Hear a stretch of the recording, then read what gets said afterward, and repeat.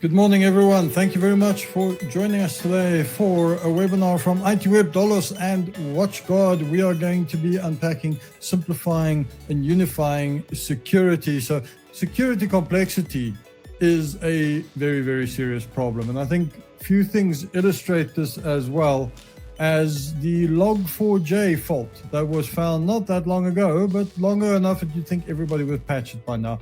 Log4j is considered one of the worst security bugs in recent history. Yet, if you go look at the stats, most companies haven't patched it out yet. Well, why haven't they done it? Well, what's the problem? Well, complexity.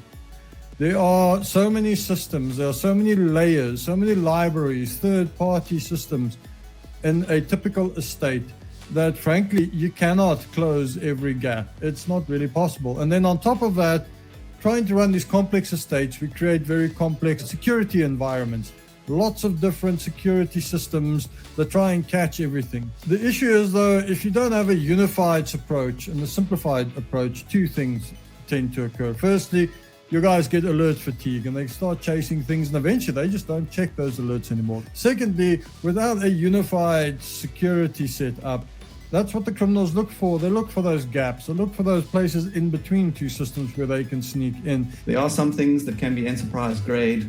Security should just be security and everyone should have access to the best. Accessibility is about time and resources to implement security and not necessarily about budget.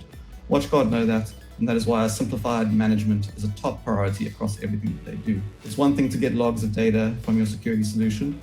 It's another thing altogether to get information that is useful and actually actionable. And obviously this does depend on your sort of security profile, generally speaking, but you can make the user put in a fingerprint or a face ID or something like that to confirm they are who they are. Over and above that, there are also kind of policies that can be applied to ensure that people are logging on from the correct location, for instance. And that said, if we do wanting to do any kind of integration or communication between platforms, Ryan has an extensive API ecosystem across the different products. This can be leveraged quite easily to get information, make changes. We have what we call our essential threat hunting service.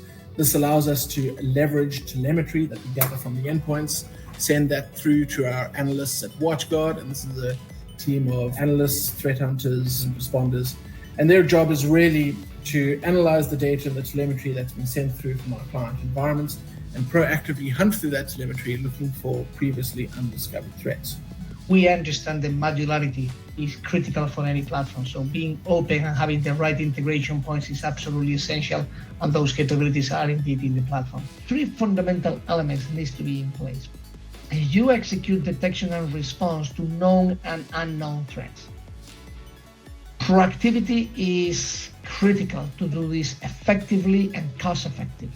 Okay, so it's the only way to really doing, and the modern SOC will bring that element of proactivity by threat hunting platforms that we discussed, but also by being very judicious in the intelligent, no pun intended, use of threat intelligence and how we actually get threat intelligence to make as much as possible the unknowns in our environment to be coming from knowns by the industry. On our WatchGuard website, we have a technology partners area where we publish over 100 integration guides as part of our technology ecosystem.